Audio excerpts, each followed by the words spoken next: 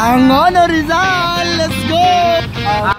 At finally, i-upload na natin ang ating tour sa Angono Rizal. Para sa mga naghintay dyan, ito na po ang ating vlog sa Angono Rizal. Let's go! Sa first part ng ating vlog ay galing tayo sa tahanang pinakamasaya dito lang sa GMA. At iginuwit lang naman natin ang tatlo sa mga host. Isa na dyan si Isko Moreno, Charis Solomon at Paulo Contis. At sa mga oras na ito ay hinihintay natin si Paulo Contis. Ayun, shoutout po. Sagot lang. Yun, goods. Thank you. Sige po. Ayan Sir Paulo, nakapapicture ka na kay idol mo. Maraming salamat. Charot. Kidding aside, kita nyo naman na palabas na kami ni Sikad Pilipinas at pupunta na kami ngayon sa Angono Rizal. Let's go! Sige. Ito sa akin lang natin, mapunta ako, no? Grabe. Pagod na agad ako umupo. Imagine, yun lang yung GMA. Umupo ako dito, 100 meters pa lang, sobrang sakit na ng likod ko. Imagine. Ayun, so ang dami ko na reklamo dito, pero basically hindi ko kinaya yung challenge kasi masakit sa puwet. So just imagine, galing po siya sa Mindanao. Hindi na kami naka-pedicab. Ayun, wala nang pag-jump. Naka-escalator na kami. Iniwan na namin doon sa Shell. Salamat Shell. Thank you Shell. Thank you, sa lahat ng mga Shell, salamat sa inyong lahat sa pagtanggap ng bisikleta ko. May 15 bonus kayong sticker. Katapos nga ng ilang oras na biyahe mula sa Maynila, ay nakaabot na kami dito sa Angono Rizal. Angono Rizal, so pupunta naman kami sa Don Benito. Okay, let's go. Don Benito. Don Benito. Hey. Grabe. Art capital of the Philippines. Angono Rizal. Guys, kung napapansin nyo, hindi namin dala yung bike ni Sir Nel J kasi iniwan namin to sa gasoline station ng Shell. Maraming salamat Shell, baka naman. Lakad muna kami dito. Try namin maghanap ng pwedeng maihian kasing iihin na kami. Bawal tayong umihi sa gilid. Correct. Kain tayo.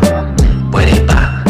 Jollibee. Ito yung monument ng Angono Rizal. Angono Rizal. Art capital of the Philippines. Ayun o, picture ka dyan. National Capital of Art of the Philippines, Angono Rizal!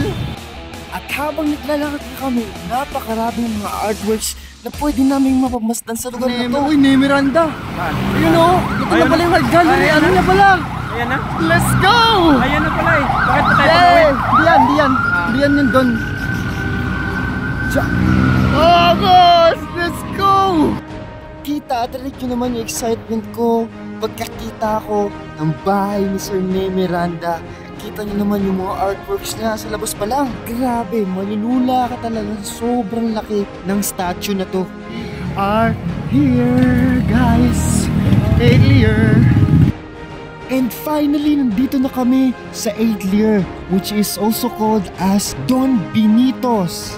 Sila rin pala yung gumagawa ng mga Gigantes Festivals costumes na dati ay napapanood ko lang sa TV Patrol. Grabe, buhay na buhay yung mga kulay ng mga painting nila at mga statwa. At ito na nga, ituturo tayo ng anak ni Sir Ne Miranda, si Sir Don Miranda. At bilang isang artist, alam niyo ba na sobrang kilig na kilig ako sa mga oras na to dahil sa mga painting na nakikita ko. Talagang busog na busog ako nung makita ko ang kanilang mga gawang artwork. Hindi lang po. At sa mga hindi pa pala nakakilala kay Sir Ne Miranda, he is the father of imaginative figurism dito sa Pilipinas. Sobrang mamamangha kayo, sobrang sipag ni Sir Ne Miranda during his time. Hindi ka masasawa sa lugar na to dahil sa sobrang dami niyang mga painting. Kabilang na dyan ng watercolor painting, oil painting at mga statwa na sa sobrang laki ay malulula ka talaga. Kapag nandito ka nga, para ka nasa National Museum eh. Hanggang sa ngayon ay sobrang sipag pa rin ni Sir Ne Miranda sa paggawa ng mga artworks niya. Kabilang na dito ang painting na to, ito, at marami pang iba. At dito ako namangha. Dumaan na kami dito kanina pero hindi ko to napansin. Talagang napakagaling ng nag-create. Just imagine, kanila itong nilikha. Sa parting ito naman ay pinuntahan namin ng lugar kung saan nakatago ang mga awards na natanggap ni Master Nemi Miranda na sa sobrang dami ay halos wala na mapaglagyan at sa mga oras na ito ay nalubat na nga ang aking cellphone. Pero buti na lang nandyan si Sir Don to the rescue. Bigyan tayo ng napakagandang mga pictures ito. O diba? Sobrang nai-enjoy nyo rin yung lugar.